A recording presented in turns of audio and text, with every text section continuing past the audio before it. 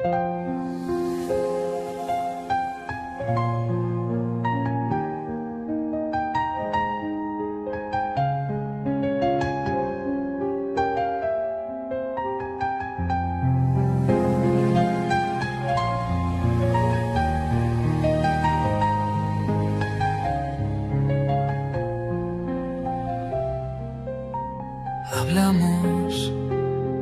como quienes buscan sus tesoros en un mapa, isla a isla, monte a monte, mirándonos al cielo de los ojos.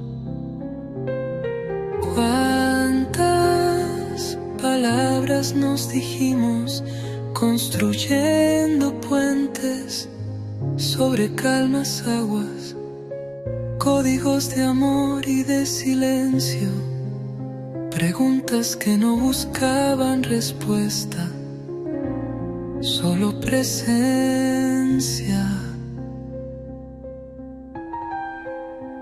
Hubo momentos en que buceamos en los desdobles del tiempo, sí, como si pudiera doblarse, como si pudiera desvelarnos aquello que anhelamos siempre.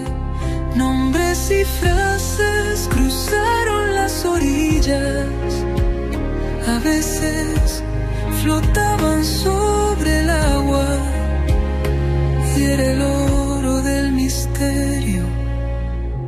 Hubo abrazos con miradas.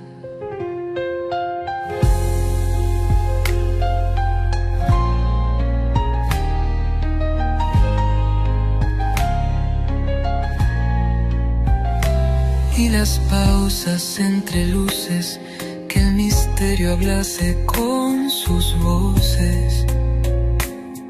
Y también malentendidos tuvieron sus espacios, y qué hermosos, necesarios, siendo la voluntad tan buena y todo lo que queda más allá del dato o el concepto, ese altísimo lenguaje que se levanta solo cuando dos almas se encuentran en la frontera del amor y tratan de cruzarla, y al final la cruzan y después se miran como aquellos que han llegado cómplices a la meta y ya son uno.